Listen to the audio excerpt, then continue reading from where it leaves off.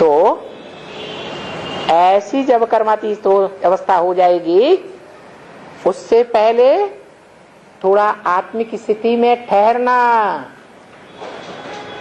घर में जाना। कौन सा घर?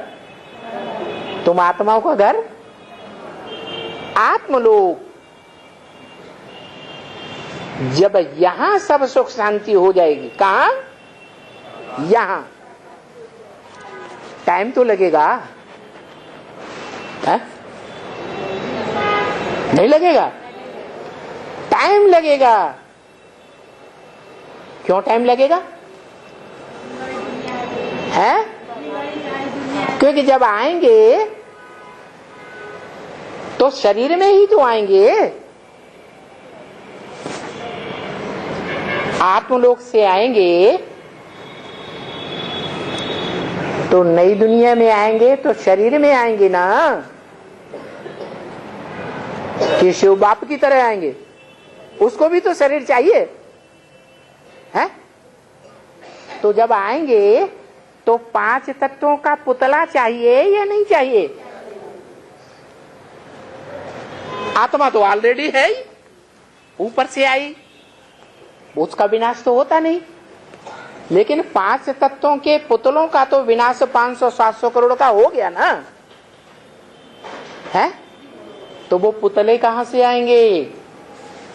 है?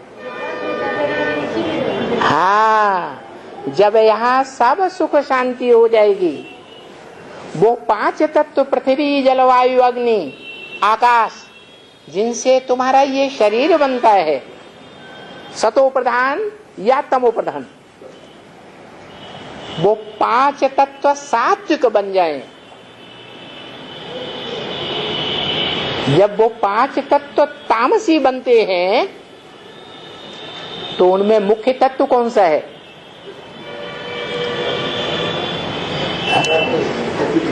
पृथ्वी, सबकी अम्मा, जगदम्बा। पृथ्वी आती चौड़ी होती जाती है, कन्या होती है तो पतली होती है, माता बनती है तो चौड़ी होती जाती है। तो सबसे बड़ी माता कौन? सारे जगत की अम्मा। उसको मिसाल दिया है, भगवान का अवतार बताया है। क्या है? मत्स्य अवतार दिखाते हैं। पहले चुल्लू में लिया, छोटी मछली थी, फिर बड़ी हो गई तो पात्र में डाल दिया, और बड़ी हो गई, फिर बड़े घड़े में डाल दिया, घड़े में भी नहीं समाई, वहां से निकाला, घर में ही एक छोटा तालाब जैसे बना देते हैं, हौदी में डाल दिया, और बड़ी हो गई। तो गांव के पास तालाब होते हैं, उन तालाब में डाल दिया, और बड़ी हो गई, नदी में डाल दिया, नदी भी भर गई, पानी रुकने लगा नदी का, तो नदी में से निकाल के सागर में डाल दिया। इतनी चौड़ी होती जाती है। क्या? कैसे हो जाती है चौड़ी इतनी? है? है? नहीं, देवभान से चौड़ी होती जाती है। इतना देवभान में चौड़ी होती है कि दुनिया के जितने बड़े बड़े देह अभिमानी हैं, सबको खलास कर देती है। सबके ऊपर राज करेगा खालसा। क्या करेगा? राज करेगा खालसा। 500-700 करोड़ ब्रह्मा कुमार कुमारियों के ऊपर कौन राज्य करेगा? है? जो पवित्र रहने वाली आत्मा है वो राज्य करेगी। शरीर से नहीं पवित्र, शरीर से पवित्र रहते हैं तो गोरे मुंह वाले कहे जाते हैं। क्या? शरीर से भला पवित्र, लेकिन मन बुद्धि से क्या पवित्र। इसलिए जगदम्बा को दिखाते हैं, क्या दिखाते हैं? महाकाली के रूप में चंद्रमा तो दिखाते ही हैं, तीसरा नेत्र भी दिखाते हैं, शिव नेत्र। क्या? देह से बल पतित होती है, कर्मेंद्रियों से प्रबल पुरुष स्त्री चोले को कंट्रोल भल कर लें, फिर भी मुर्दा हो जाए, मन बुद्धि से ऊपर उड़ जाए, कर्मेंद्रियों में कोई चंचलता ना आने पाए, कोई दुर्योधन दुशासन कर्मेंद्रियों को कंट्रोल न कर सके, चंचल न बना सके संग के रंग से।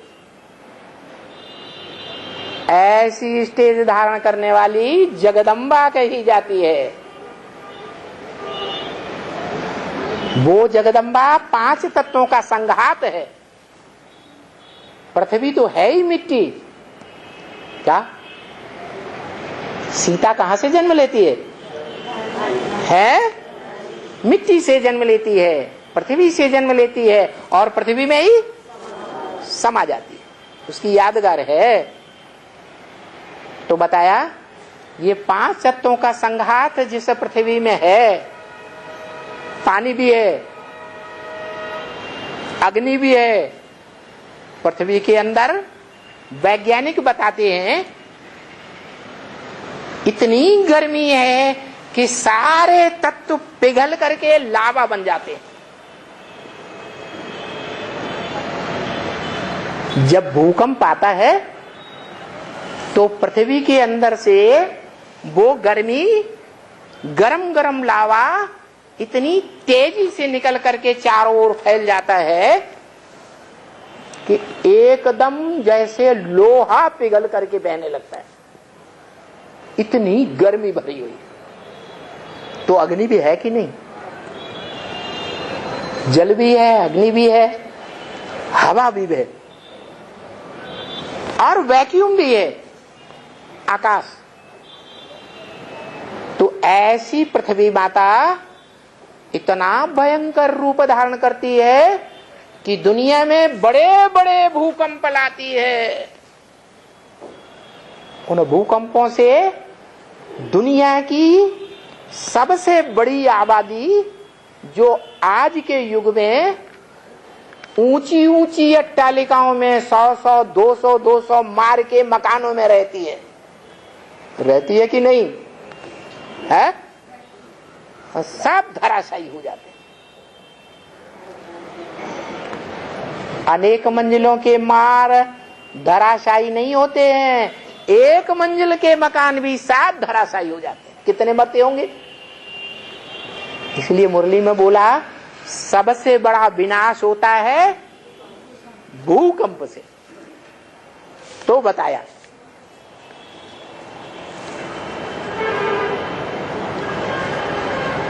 जब यहां सब सुख शांति हो जाएगी, आत्मा तो शरीर छोड़ करके चली गई परम धाम, आत्माओं के घर में, आत्माओं के बाप के घर।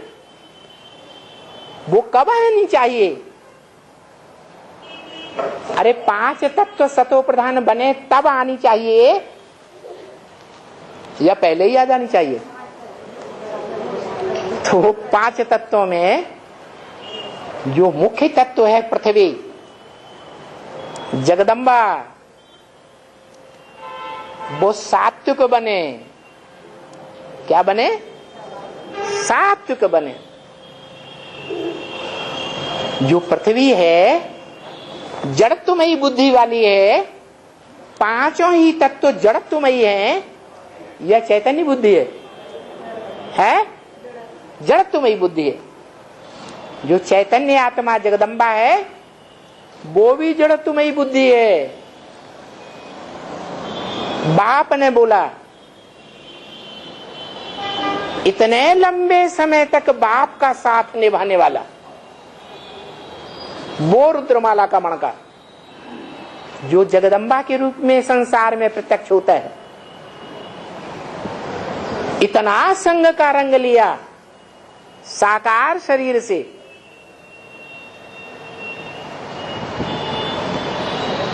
साकार कर्मेंद्रियों से, जितना संग का रंग कोई भी मनुष्य मात्र नहीं ले सकता। पुरुषों की तो बात छोड़ो, कोई कन्या माता भी इतना संग का रंग नहीं ले सकती। ऐसे लंबे समय तक संग का रंग लेने वाली ऐसी जड़त्वमयी बुद्धि है कि बाप को भूल जाती है, तामसी बन जाती है औरों के संग से। क्या 500 करोड़ जो भी विधर्मी हैं उनके संग के रंग से तामसी बन जाती है। उस माता को दुनिया की सब माताएं आज तक फॉलो कर रही है। जितने ज्यादा बच्चे पैदा करती है उतनी ज्यादा चौड़ी होती जाती है, बुद्धि क्षीण होती जाती है, आत्मा रूपी बुद्धि, और शरीर क्या चौड़ा होता जाता है, देहभान बढ़ जाता है और आत्माभिमान घट जाता है। बच्चों में सारी बुद्धि चली जाती है, आत्मा की शक्ति निचुड़ जाती है, तामसी बन जाती है। तो देखो कलयुग के अंत में जब तक भगवान न आए तब तक उस धरती माता का उद्धार कौन करेगा? और उसके पीछे चलने वाली जो माताएं हैं उन माताओं का उद्धार कौन करेगा? इसलिए बोला कि भगवान बाप जब आते हैं तो जिन कन्याओं माताओं को दुनिया वाले ठुकराते हैं, नीचे गिराते हैं, उन्हीं कन्याओं माताओं को बाप स्वर्ग का गेट खोलने के लिए निमित्त बनाते हैं और बादशाही देते हैं, राज्य करो। अकेली जगदम्बा राज्य करती है कि ढेर भुजाएं भी दिखाते हैं, सहयोगी भुजाएं भी दिखाते हैं, अनगिनत भुजाएं। वो कन्याएं माताएं जो ब्राह्मणी बनती हैं, बेसिक नॉलेज में भी ब्राह्मणों की दुनिया में कंट्रोल करती है कि नहीं, और एडवांस नॉलेज की दुनिया में भी कंट्रोल कर रही है या नहीं, और अंत तक भी जब तक दुनिया का टोटल विनाश न हो तब तक क्या करती रहेंगी? कंट्रोल करती रहेंगी। इसलिए गायन है खास करके सिखों में, क्या राज करेगा खालसा। बोला जब यहां सब सुख शांति हो जाएगी, माना सब माने क्या? 5 तत्व भी साथ खलास, खलास तो हो गए पहले, खलास हो गए तो आत्माएं आत्मिक स्थिति में परमधाम चली गई, घर में चली गई, बाप के पास चली गई, बाप की गोद में चली गई, शांति में चली गई।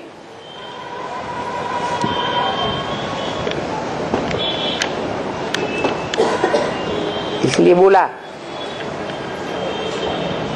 क्या याद करो? बाप को याद करो,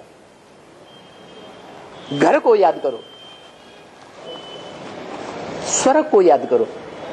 अरे 3 को क्यों याद करें? 3 को क्यों बताया?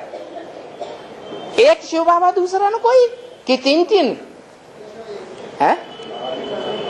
फिर कारण क्या? 3 क्यों बताया?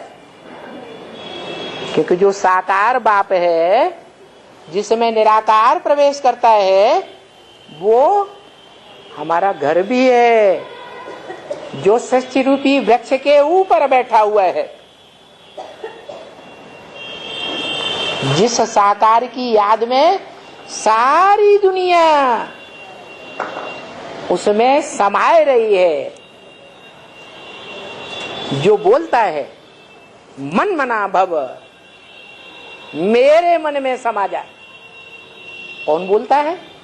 ऊपर वाला आत्माओं का बाप। उसको मन होता है, साकार बाप को मन होता है, वो बोलता है मत मना भव, मेरे मन में समा जा। मन कहो, दिल कहो, उस बाप का दिल कौन है? अरे कोई भी दुनिया के बाप का, जितने बड़े बड़े राजाएं बाप बने, उनका दिल परिवार में किसके ऊपर गया? बड़े बच्चे के ऊपर गया। तो ये भी दिल वाला बाप है, जिसको बाबा नाम दिया। उसे शिव बाबा का इस सृष्टि रूपी रंगमंच पर सतयुग में पहला पत्ता बड़ा बच्चा बनता है सृष्टि का। कौन? ब्रह्मा, जिसके लिए बोला कि बाप अकेला जन्म नहीं लेता। क्या? बच्चे के साथ बाप की प्रत्यक्षता होती है। जब बाप प्रत्यक्ष होता तो कृष्ण बच्चा भी प्रत्यक्ष होगा। सारी पढ़ाई किसके लिए हो रही है? कृष्ण बच्चे के लिए हो रही है। तो सारी सृष्टि का विनाश होता है, तो जो कृष्ण बच्चा है, पहला पत्ता, जो ब्रह्मा कहा जाता है, बड़ी अम्मा, और उसके साथ बड़ा बाप, जगत पिता, जगदम्बा। वो आत्मा पहले पहले बाप की बुद्धि रूपी पेट में प्रवेश कर जाती है, उसकी याद में मन मना भव हो जाती है। किसने बोला मन मना भव? कौन सी आत्मा ने बोला है? हाँ, साकार बाप मनुष्य सृष्टि का जो है, वो बोलता है मेरे मन रूपी घोड़ा कहो, बैल कहो, उसके गुणों में समा जा। उसमें मुख्य गुण कौन सा था? सहन शक्ति। सहन शक्ति सब गुणों का राजा। उसकी गोद में समा जा। माना उस समान सहन शक्ति को धारण कर ले, समा जा। और बाप भी कहते हैं तुम बच्चे कितना भी देह अभिमान दिखाओ, लेकिन अंत में मैं तुम बच्चों को मच्छरों सदृश ले जाऊंगा। मच्छरों को देह होती है? भारी भरकम नहीं। कोई देह अभिमान नहीं रहेगा। कम से कम बिल्कुल अंत में धर्मराज मार मार के सारे देवान के छिलके को उतार देगा, तब ले जाऊंगा। तो बोला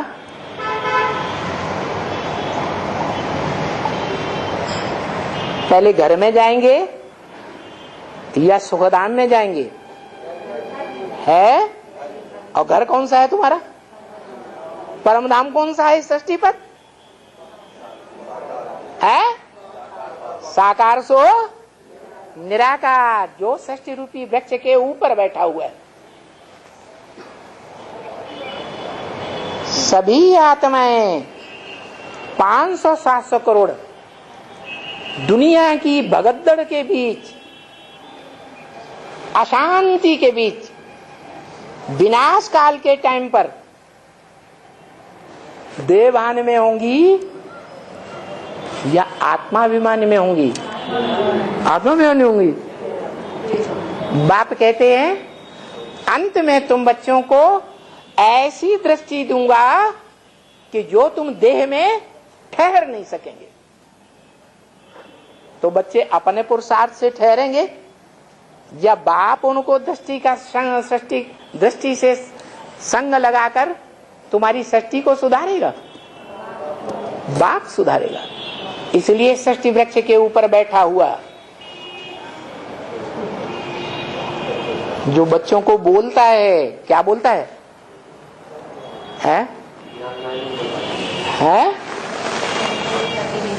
बच्चों को बोलता है मैं तुम बच्चों को नैनों पर बिठा कर ले जाऊंगा, लेकिन तुम बच्चों को, उन बच्चों को नहीं, दुनिया वाले विधर्मियों को या विधर्म में कन्वर्ट होने वाले बच्चों को, इनको नहीं। इनको माने ब्रह्मा को नहीं। जो ब्रह्मा के असल चंद्रवंशी बच्चे हैं। कौन? जो चंद्रवंशी से कन्वर्ट होकर सूर्यवंशी बन जाते हैं।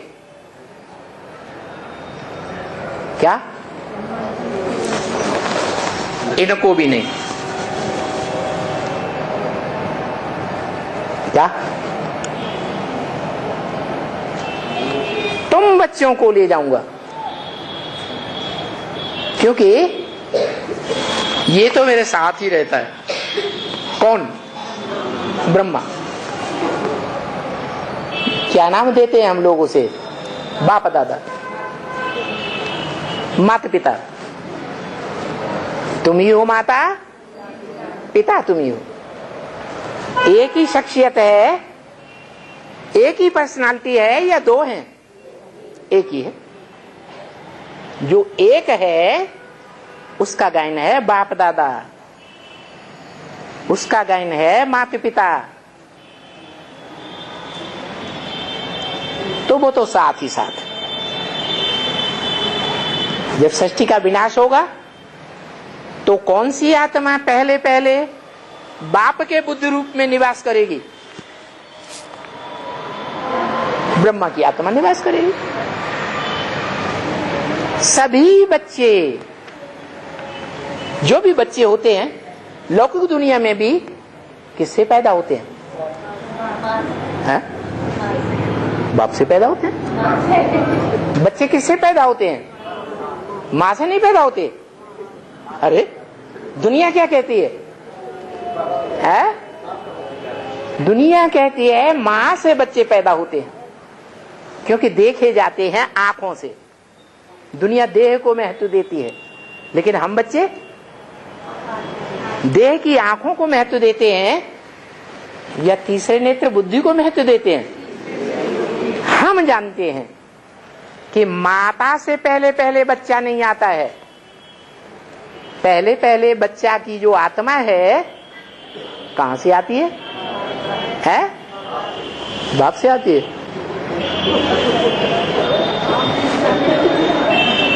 देह अभिमानी बाप देह को पहले निर्माण करता है या आत्मा को निर्माण करता है? तो माँ के पेट में पहले देह का पिंड तैयार होता है, हाथ पांव वाला। उसका बीज है बाप के पेट में, क्या? जिसे वीर्य कहा जाता है। वो बीज माँ के पेट में आता है। उस बीज से भ्रूण तैयार होता है। भ्रूण जब बड़ा होता है, हाथ पांव वाला होता है, तब उसमें आत्मा 4-5 महीने के बाद प्रवेश करती है। फिर 4-5 महीने के बाद बच्चे का जन्म होता है, प्रत्यक्षता होती है। तो ऐसे ही है, जब सृष्टि का निर्माण होता है, पहले पत्ते का जन्म होता है, तो पहले पत्ते की आत्मा किस में जाती है? अरे बाप में जाती है। बाप के बुद्धि रूपी पेट में पहले वो जाती है, फिर नंबरवार 500 करोड़ बच्चे जाते हैं। किसकी याद में जाते हैं? कौन कहता है मन मना भव? वो या ये है? कौन कहता है? साकार बाप कहता है। तो 500 करोड़ मनुष्य आत्माओं को विनाश के काल में जब अब बड़ी भारी अशांति हो जाती है दुनिया में, तो वो आत्मिक स्थिति में टिकेंगी या देवान में बगद्दड़ में आ जाएंगी? है आत्मिक स्थिति में टिकेंगी। वो अपने आप आत्मिक स्थिति में नहीं टिकती, बाप उनको खींचता है।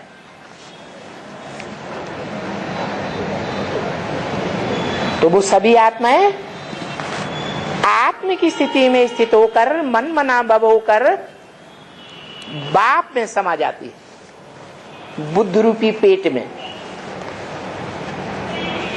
इसलिए गीता में भी लिखा है, उस बीज से ही वृक्ष निकलता है ना। और उस वृक्ष में जो बीज पहले पहले अपने को वृक्ष से डिटैच कर देता है, फल पकता है, उसमें बीज होता है। जब पूरा पक जाता है तो बीज फल से अलग हो जाता है कि नहीं? वृक्ष से अलग हो गया ना, डिटैच हो गया ना। ऐसे ये मनुष्य सृष्टि का बीज है, जो पहले पहले नष्ट हो मोहा स्मृति लब्धा बनता है, वो मनुष्य सृष्टि का बाप है। वो मनुष्य सृष्टि का बाप उन बीज रूप आत्माओं को, जिन्हें रुद्रगण कहा जाता है,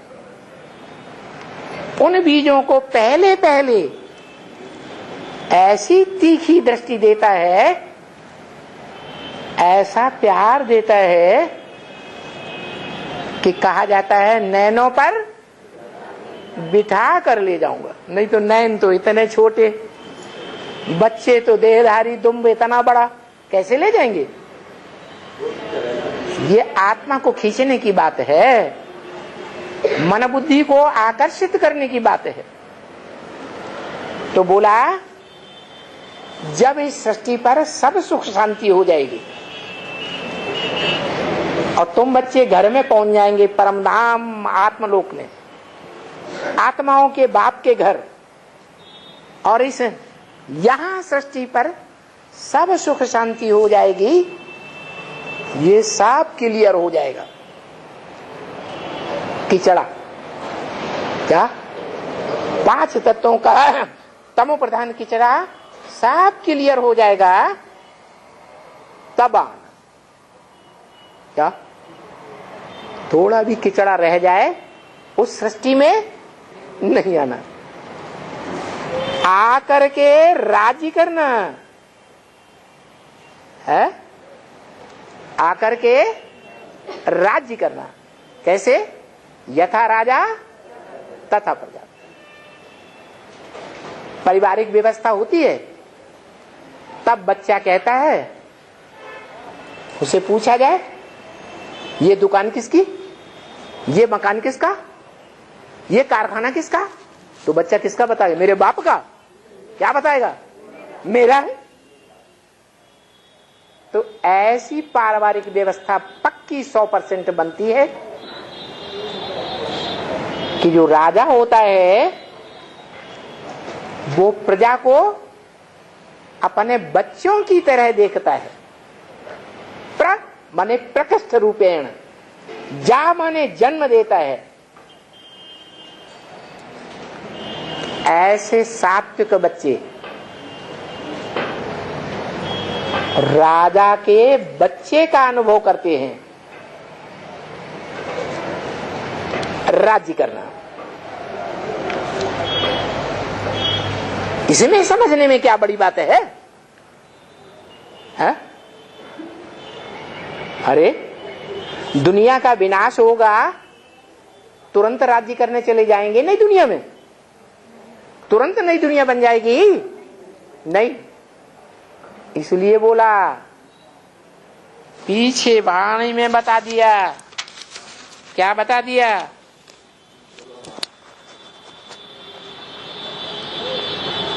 स्वर्ग और नरक कहा जाता है। ये संगम युग का टाइम देते हैं, ये भी हो जाएगा। बाबा समझते हैं, ब्रह्मा बाबा समझते हैं